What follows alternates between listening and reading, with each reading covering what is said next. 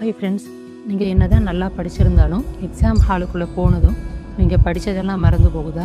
Mind அப்படியே blank ஆகிடுதா? அப்போ இந்த வீடியோ உங்களுக்கு தான். நான் சொல்ல போகிற இந்த 5 டிப்ஸை ஃபாலோ பண்ணி எக்ஸாமில் நல்லா ஸ்கோர் பண்ணலாம். உங்கள் பிளேஸில் போய் உட்கார்ந்ததும் கண்ணை மூடிக்கோங்க.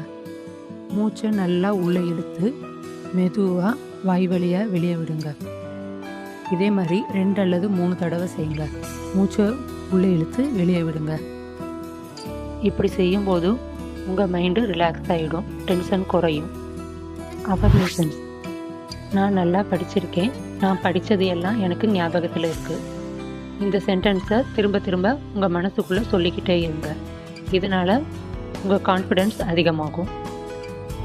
இப்போ கொஸ்டின் பேப்பரை வாங்கி கவனமாக பாருங்கள். ஃபஸ்ட்டு கொஸ்டினை ரீட் பண்ணுங்கள். அது டஃப்பாக இருக்குதுன்னு ஃபீல் பண்ணிங்கன்னா நெக்ஸ்ட் கொஸ்டின், செகண்ட் கொஸ்டினும் டஃப்பாக இருக்குன்னா தேர்டு, இப்போ 5th கொஸ்டின் தான் ஈஸியாக இருக்குன்னா அதை அட்டன் பண்ணுங்கள். 1, 2, 3ன்னு இந்த ஆர்டரில் தான் ஆன்சர் எழுதணும்னு எந்த அவசியமும் இல்லை. ஈஸியான கொஸ்டின்ஸை ஃபஸ்ட்டு சூஸ் பண்ணிக்கோங்க. மீடியமாக இருக்கிறத நெக்ஸ்ட்டு, டிஃபிகல்ட்டாக இருக்கிறத லாஸ்ட்டு எழுதலாம். இந்த மெத்தடை ஃபாலோ பண்ணுங்கள். 60 செகண்ட் ரூல். அதாவது நீங்கள் ஒரு கொஸ்டின் எடுத்து எழுதிட்டுருக்கீங்க. அதில் நீங்கள் படித்தது மறந்து போச்சு, இல்லை ஏதோ ஒரு இடத்துல ஸ்டக் ஆகிட்டிங்கன்னா 60 செகண்ட்ஸுக்கு மேலே டைம் ஸ்பெண்ட் பண்ண வேணாம். நெக்ஸ்ட் கொஸ்டினுக்கு மூவ் ஆன் ஆகிடுங்க. Last but not least, time management. Question select பண்ணுறது தான் எல்லாத்தையும் விட ரொம்ப முக்கியம். ஈஸியான கொஸ்டின்ஸை ஃபஸ்ட்டு அட்டன் பண்ணுங்கள்.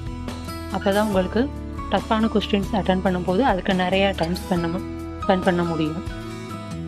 அதே மாதிரி ஒரு சில டஃப்பான கொஸ்டின்ஸை ஒமிட் பண்ணுறதும் ரொம்ப நல்லது.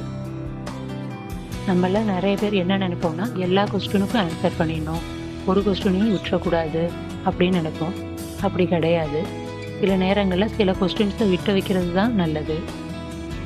இப்போ நான் சொன்ன மெத்தட்ஸை ஃபாலோ பண்ணி எக்ஸாமை நல்லா எழுதுங்க. All the very best.